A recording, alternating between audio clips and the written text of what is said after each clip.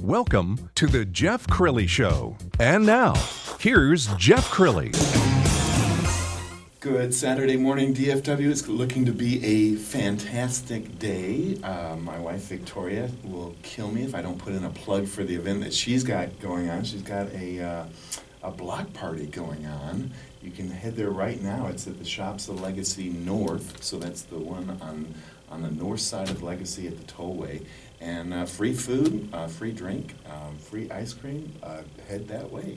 My first guest is a friend of mine, and she's a person who is really shaking up the real estate industry in North Texas. She's made a name for herself. Kimberly Woodard is here. She is with Ebby.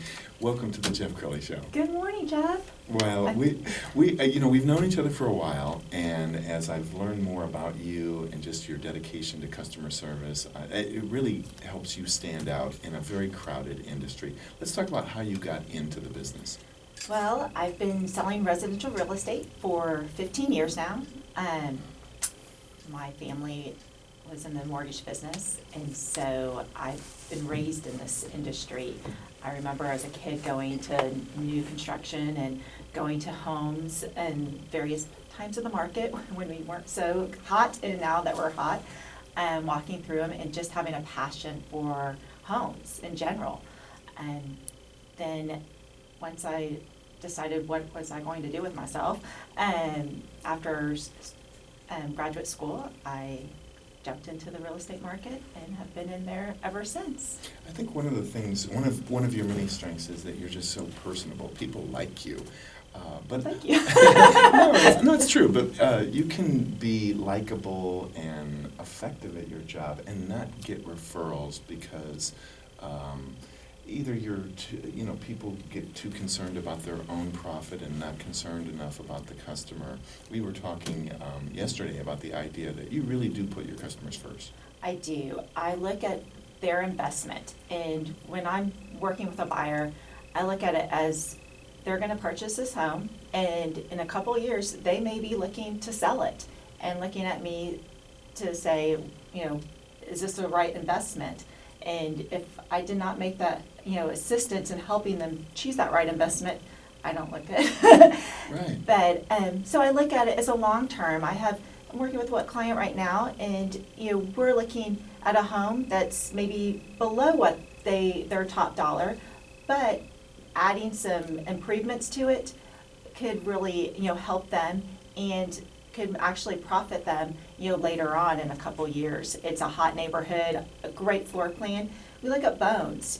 Cosmetic things can be done. It's the bones and the floor plan and the location right now. We are in a hot market in our North Texas areas, looking at the neighborhoods and the growth and just being accessible to the major highways. And that location is going to prevail.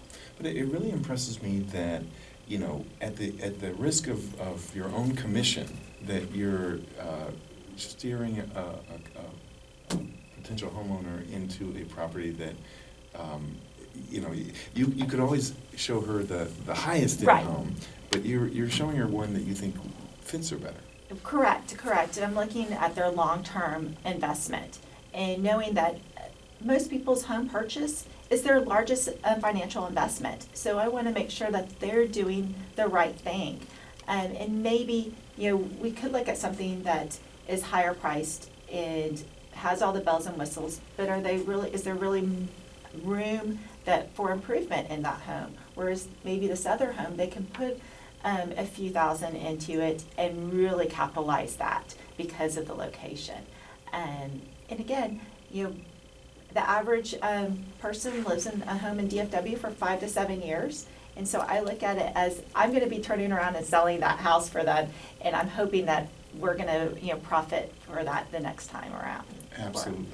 My guest right now, Kimberly Woodard. She's with Ebby, and she's one of the top real estate people in North Texas. So let's talk about Brexit for a second, because that's on everybody's mind this morning as they're waking up and they're looking at, wow, the stock market really plunged yesterday. Is this a good time to buy a home? Bad time to buy a home? What is your advice? It is still a good time to buy a home. Our market here in DFW is still strong. And that's because, we've got so many people that are moving into the area, the job market. I mean, we've got major corporations. This has been the home base. I think it's been attractive to the corporate, businesses coming here because of everything being so centrally located. I always say the Dallas area could be slept in anywhere in the United States. It's such a blending area. And people seem to come here and they stay. They do. Is what I find. They'll come here and they're sometimes a little skeptical because, we do not have the water right there, the beaches or, mountains. But we do have direct flights to all those places. Right, So, right. Do you get a lot of Californians that I do. they're used to paying X amount for a little teeny home and they can get so much home here? I do. And, I have a lot of clientele that's come from California. And at first when they come here, it is a little bit, they're not knowing what to expect. Of course, we don't have the waters or we don't have them, hills and mountains and all that that they're used to. But they are shocked of the quality of buildmanship, too, that's here. I always like to kind of compare and learn from them. But our homes are, the quality, the brick, the finish outs is so much higher, and they're getting it at such a lower than price point than what they are having to pay. And some of the people out there haven't been able to afford a house. And so this is, they're moving here and able to afford a house. And the other things, the school systems Absolutely. are so much stronger here. Are we starting to see anything with Toyota in terms of the market already, or what are you experiencing? Well, we have already experienced having Toyota employees coming into the Dallas-Fort Worth area. They've been doing segment moves since actually the end of last summer. And they're kind of doing their departments in segments. So probably more of a bigger push towards the fall and next spring. But we have a lot of them that are coming here and enjoying the area and excited about it. Absolutely. Well, let's give people advice on selling their home and pricing it right. How do you work with families in terms of everybody thinks their home is worth X amount? And, I mean, do you have to kind of say, well, okay, you may wait a while for that price? Correct. I'm the reality of, so when I meet with my clients, we go through the house and I look at it as a prospective buyer and tell them, okay, and I'll give them, options. Here's what you could get if you sell it today as is, nothing done. But if you make these improvements and maybe spend X amount of dollars, you may profit and get a little bit higher.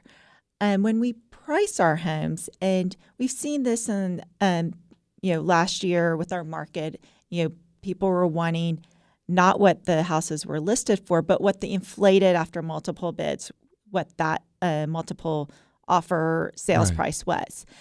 And then they would list it it was like a stepping stone and climbing. Well, we would see people pricing it for that higher price and then the home setting, because it was not strategically pricing it correctly to capture the marketplace. Right. And then the homes do tend to, it's just a demand, so a higher demand is going to likely net a higher profit. Tell me if this is true. I've always been told that like the deal breakers are like the kitchen and the master bedroom, bathroom. Correct. So if you're going to put money in your house, kitchen and bath, and that's why the person who's paying the bills, those are the two places that they are spending the most time. This kitchen is the center and heart of the home. And when you entertain everyone, it doesn't matter how big your kitchen is. It can be, a 5x5 kitchen. Right. People will all come to the kitchen. So making that kitchen and putting the improvements, whatever it is the good investment. Do you help people stage their home, or if someone I've experienced homes where maybe the husband uses a spare bedroom as his storage closet, and it's like floor to ceiling boxes. You come in and say, this stuff has to go someplace. Oh, yes. I do stage the homes. I've been in homes where we need to, what we're trying to do, and people are confused about staging and decorating. Staging is really about accentuating the features of the home. Your furniture is going out, but we want to focus on those crown moldings or those high vaulted ceilings or those, frame the windows that are capturing that oasis backyard you have. Right. So using your furniture or your accents to accentuate those features is what I do. When I'm staging a home, I'll go in the day before I do the photo session and fluff it. I like to say fluff the house. Sometimes we're moving things out. I've given them a list of here's what we need to move out. Here's what we need to pack away. We don't want a lot of personal stuff out. The reason is that we want the buyer to come in, and a buyer wants to have that feeling when they come into a pre-owned home like they're going to a model home. And so we want them to feel that they're not invading someone's spaces, but going into that home and being able to picture themselves living there. Wow, this is such a fast segment. We're absolutely going to have you back. Yay. Kimberly Woodard, they get a hold of you through the Ebby website? They can either go to my website, which is at ebby.com, or they can call me, 214-632-2092. You can look for me on Facebook at Kimberly Woodard. Awesome. Thank you so much. Thank you, Jeff. When we come back, a powerful new book tells an uplifting story of a model's journey through cancer and recovery. Her inspiring story is just ahead on The Jeff Crilley Show.